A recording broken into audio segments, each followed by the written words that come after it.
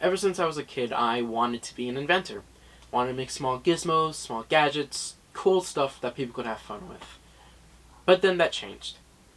I ended up wanting to become a game designer because I fell in love with playing games. One day I went to my godmother's house. I had nothing to do. There was no iPhone or anything. And I played a small game called Teenage Mutant Ninja Turtles 2. And I loved it. I had so much fun with it. And now over 10 years later, I am in my third year of college, working towards my degree and making games. Now, in this unprecedented time of COVID-19, video games have become so much more. They've become a way to interact with friends and family you can't see because you want to keep people safe by staying home.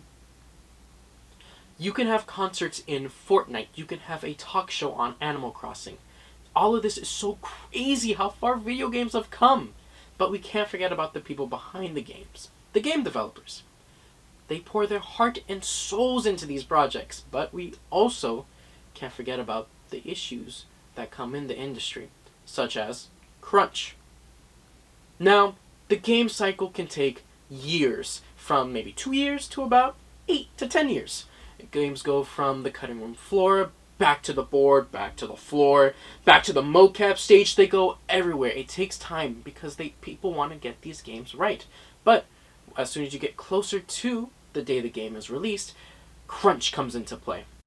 In a 2019 Time article by Alana Samuels, it states that crunch is the period just before launch when workers are expected to put in 100-hour work weeks with no extra pay. In decades past, especially for console games, the crunch period was typically limited to the weeks before a game's release date. But conditions are worsening in part because the underlying technology powering video games is changing, altering players' expectations and the industry more broadly in the process. What this means is that sometimes developers don't get to go home.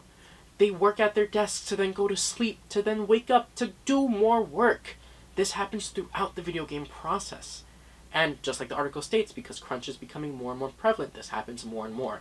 Now, this is horrible, but in order to move forward and reduce this culture, we need to understand why it's happening, meaning we have to understand the pros and the cons.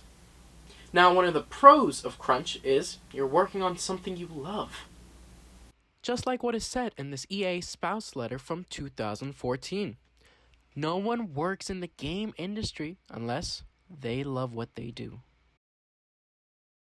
Game developers work so hard, not just because of the fans' expectations, but the expectations they put upon themselves. Game companies even tout sometimes about their 100-hour work weeks. They're not touting the fact that developers are sleeping on their desks. They are touting the fact that they have a group of people who care so much about this one product that they are putting in their all. But, of course, indulging in crunch culture has consequences. Looking at this graph from Statista.com, we can see that a survey taken in 2019 about the different ages of game developers, majority of the game developers are in the age bracket 35 to 49. Now, this information in tandem with research about when a couple decides to have their first child from cbs.nl, we see the average age to have a child is about 30 years. So, it is safe to say that a fair amount of these individuals in this bracket have children. So by engaging in culture, they don't get to see their families. They're working on what they love, but they don't get to see who they love. And it sucks. It's horrible.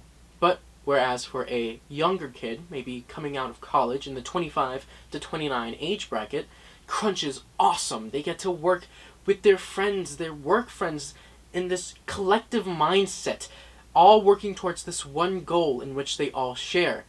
They're all in sync, and it is awesome. But then they grow older, and then they get families, and then situations change. The point of this is that crunch has multiple aspects. It's not black or white. It's not just good or bad. There's the in-between. Once we understand the in-between, the different perspectives, we can then move forward into a way that has less crunch, so that game developers can see their families and not sleep on desks.